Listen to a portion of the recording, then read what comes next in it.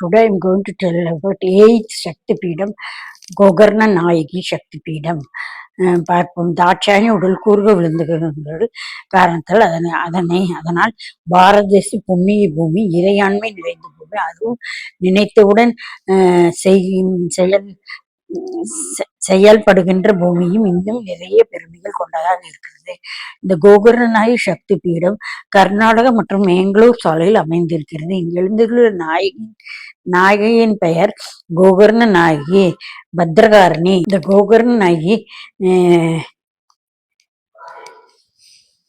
மகாபாகியங்கள் சமேத எழுந்த பூமி தர்மத்தை நிலைநாட்டு கொண்டிருக்கிறார். இந்த சக்தி பீடங்கள் அனைத்துமே எதுக்காக உருவானது? இப்போ நிறைய பேருக்கு சந்தேகம் இருக்கும். நெருப்பில் சாமியே வேண்டுமென்று நெருப்பில் விழுந்து தட்சனை செய்த அநீதி தடுக்கக்கூடிய சக்தி இல்லையா? அதர்மத்தை அழித்து தர்மத்தை நிலைநாட்டவே உருவானது. அதற்காகத்தான் அன்னை திருவிளையாடல் இருக்கிறார். அதர்மத்தை அழிக்கின்ற வேலை என்றால்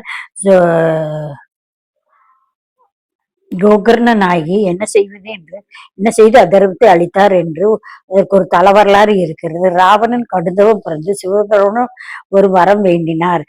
எதுக்கு எனக்கு ஒரு சிவலிங்கம் வேண்டும் என்றால், என்னுடைய ராஜாங்கம் இலங்கையில் அந்த சிவலிங்கத்தை இலங்கையில் அதை நிறுவி நான் வழிபட வேண்டும் என்று வேண்டிக் கொண்டார்.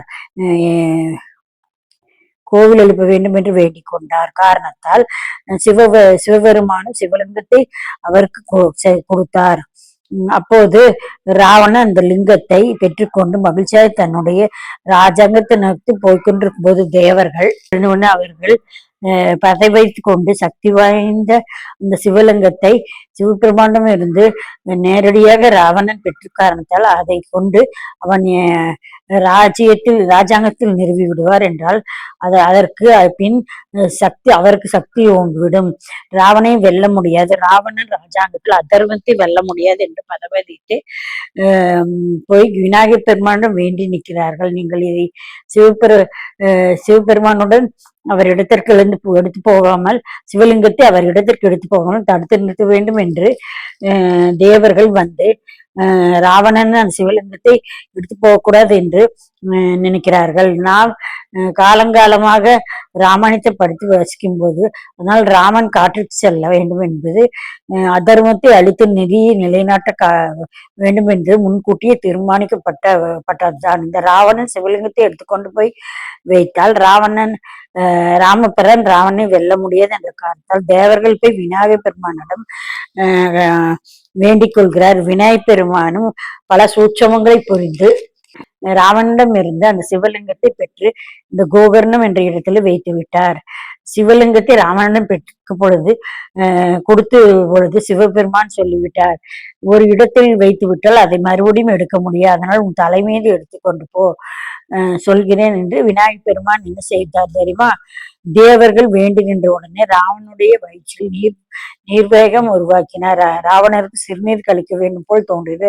அந்த நேரம் பார்த்து விநாயகர் பெருமான் சிறுவனாக இருந்து ராவன் முன் தோன்றினார். ராவணன் சொன்னார், இந்த லிங்கத்தை வைத்துக்கொள், நான் சிறுநீர் கழித்து விட்டு வருகிறேன். நான் 3 தடவை உன்னை 3 தடவைக்கு மேல் உன்னை கூப்பிட மாட்டேன். 3 தடவை கூப்பிடுறதுக்கு நீ வந்துவிட வேண்டும் என்று திருவிளையாடல் புரிந்து ராவணனிடம் இருந்து சிவலிங்கத்தை கொண்டு கோகர்ணத்தில் கோவிலில் கொண்டு தரையில் வைத்து விட்டார். சிவபெருமான் சொன்னது அங்கே ஒரு தடவை விடுக்க முடியாது என்று சிறுநீர் கழித்து வந்த ராவணன் கோபப்படுகிறார். கீழே என்ன கொண்டு நான் கீழே வைக்க வேண்டாம் என்று சொன்னேன் அல்லவா, அவ்வளவு ஏன்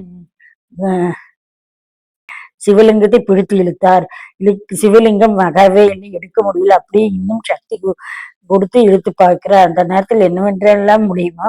சிவலிங்கம் ஒரு பக்கம் பசுவின் காது போல நீண்டு கொண்டு குலைவாய் இருக்கின்ற காட்சி அளித்திருக்குது.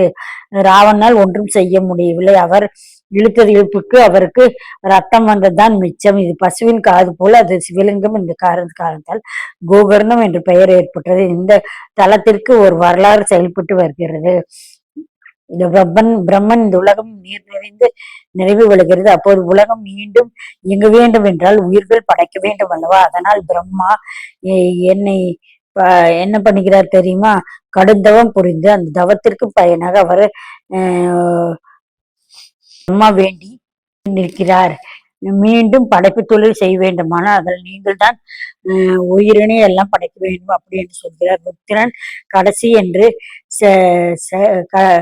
சரி என்று ஆமோதித்து பாதாள லோகத்திற்கு சென்று விடுகிறார். அங்கிருந்து கொண்டு நல்ல உயிரினை படைத்துக் கொண்டிருக்கிறார். நல்ல குணங்களுடைய உயிர்களை படைத்துக் கொண்டிருக்கிறார். இதை கண்ட பிரம்மா, இது வேலைக்காகாது, மோசமான குணமும் அனைத்து விதமான குணங்களை கொண்ட மனிதர்களை படைத்தால்தான் சாத்துவ ராட்சச சவகுணம் கொண்ட கெட்டவர்களையும் கூட படைத்துக் கொண்டிருக்கிறார். அநீதி செய்யக்கூடியும் படைத்துக் கொண்டிருக்கிறார். அதர்மம் செய்யக்கூடியவர்களையும் படைத்துக் கொண்டிருக்கிறார். ருத்ரனுக்கு கோபம் வந்து விட்டது. பூமியை பிளந்து கொண்டு மேலே வர பார்க்கிறார். அந்நேரம் பார்த்து பூமாதேவி, நான் முன்னாடி போய் நின்று சொல்கிறார், நீங்கள் பிளந்து கொண்டு வந்தால் எனக்கு வலிக்கும், காரணம் அதனால் காது வழியாக வெளியே வந்து விடுங்கள் அப்படி என்று ருத்ரனிடம் சிவபெருமான் என்பதால் அவர் பூமாதேவியின் காது வழியாக பூமிக்கு வெளியே வருகிறார். இன்னொரு பேர் கோவிலுக்கு செல்லும் போது கோ என்றால் கோவில், கர்ணம் என்றால் காது என்று இருக்கிறது. அதனால்தான் கோவர்ணம் என்று பெயர் வந்தது. அப்படி தல புராணம் இருக்கிறது. இப்படி பூமாதேவியின் காது வழியாக ருத்திரன் மேலே கோபமாக வெளியே வந்தார். பிரம்மனால் படைக்கப்பட்ட உயிர்களை நினைப்பது தியாகங்களை செய்து அதர்மத்தை மட்டும் செய்து கொண்டிருக்கின்ற மக்களை அழிக்க முடியவில்லையே அப்படி என்று அவர் முன்னாடி மகாவிஷ்ணு தோண்டி சொல்கிறார், இந்த மாதிரி மனிதர்களை விட்டு விடுங்கள், இந்த உலகில் மீண்டும் அழியும் நேரம் பொழுது கலியுகத்தின் போது அழித்துக் கொள்ளலாம். அதை கேட்டவுடன் ருத்தன் அதுக்கு சம்மதித்து அப்படியே மனிதர்கள் நடமாட விட்டார். அதனால்தான் இன்னொரு காலத்தில் தத்துவ குணம், படைப்பு திறமை எல்லாம் மகான் சித்தர்கள் போன்றவர்கள் ராஜேஷ குணம் பொறுத்து புத்தியால் படித்தவர்கள், ஞானம் பெற்றவர்கள், கல்வி கற்றவர்கள், அவர்கள் எல்லாரும் ராஜஸ் குணம் படித்தவர்கள், தமகுணம் படைத்தவர்கள், தீயவைகளை மட்டுமே செய்யக்கூடிய இருக்கிறார்கள். இந்த பூமியில் நடமாடி கொண்டிருக்கிறார்கள். தத்துவ குணம் மிக்க குறைவு, ராட்சச குணம் இருப்பவர்கள் நிறைய பேர். நன்றாக படித்து சிந்தித்து செயல்படக்கூடிய நிதானமா இருப்பார். ஆனால் இந்த தமோ குணம் படைத்தவர்கள் கொள்ளை அதர்வம் செய்யக்கூடிய தொழிலை வைத்துக் கொண்டிருக்கிறார்கள். இவருக்கெல்லாம் எப்போது அழிவு வரும் என்றால் கலியுகம் இப்போது நடந்து கொண்டிருக்குது. இந்த நேரத்தில் ருத்ரனை கோவில் மூலம் சுற்றினார். எத்தனை கோயில் மூலம் சுற்றினாலும் அவர்களுக்கு விடிவு கிடையாது. இந்த நேரத்தில் ருத்தன் அழிக்க கட்டாயமாக வந்திய செய்திகள் அங்கு நடைபெற்றுள்ளது. பிரம்மா, மகாவிஷ்ணு, ருத்ரன் இவர்களை அனைத்துமே ஆதிசக்திதான் படைத்திருக்கிறார். பிரம்மனின் நெற்றிக்கண்ணில் இருந்து வரச்செய்ததும் ஆதிசக்தி தான். ஆதிசக்தி தான் பூமாதேவியின் காது வழியை ருத்தனை வர செய்த காது வழியா செய்ய மாற்றியது ஆதிசக்தி. இதனால் ருத்தர் பூமியில் தகனம் செய்யப்படுகின்ற இறப்பு இது கிடையாது. சயிசு சுஜிச்சா பதவி அடைகிறார். தாய் சுஜா என்றால் பதவி என்றால் என்னதென்று தெரியுமா? திருவடியை பற்றி கொள்கிற பதவி. அது எவ்வளவு பேரு தெரியுமா? ஒரு நிலை சாதாரணமான பூமியில பிறந்தால் அவருக்கு மீண்டும் பிறப்பிற்கு. ஆனால் இந்த கோகர்ண தேவி சிவலிங்கம் அங்கே காட்சி தருகிறார். லிங்கம் என்றாலே இறைவன் மட்டும் தனித்து கிடையாது, அங்கு தேவியும் இறைவன் சேர்ந்ததுதான் லிங்கம் என்று நாம் அனைவரும் அறிந்ததை. லிங்கத்தை வழிபட்டால் இந்த தேவியை சேர்த்து வழிபட்ட பலன் கிடைக்கும்.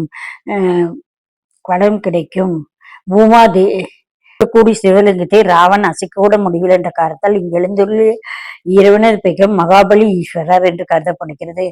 அன்னை கோகர்ண நாயகி பத்ரகாரணியாக கௌரியாக அழைக்கப்பட்டு வழங்கி வருகிறார். இங்கு திருத்தலம் புராண சிறப்பு மிக்கதாக இருக்குது. இது போல வாழ்க்கையில் கரைய வேண்டும் என்றால் இந்த கோவிலுக்கு ஒரு முறை போய்விட்டு வந்தால் போதும், கோடி புண்ணியம் கிடைக்கும். இங்கு கெட்டவர்கள் போனால் கூட தூய சிந்தனையோடு திரும்புவார்கள் இந்த கோவிலுக்கு செல்வதே. அதனால்தான் ஒரு கெட்ட பெயர் கூட இந்த கோவிலுக்குள் சென்று வந்தால் நல்ல காலப்போக்கில் அந்த கோவிலிருந்து சென்று வருபவர்களுக்கு அனைத்து விதமான நன்மையும் நடக்க வாய்ப்பு இருக்கிறது. நாமும் சென்று வாய்ப்பு கிடைத்தால் அந்த கோயிலை தரிசனம் செய்தாலும் கோகர்ண ஈஸ்வரின் தரிசனம் செய்யுங்கள். Okay friends, bye. Please subscribe my channel. Okay, bye.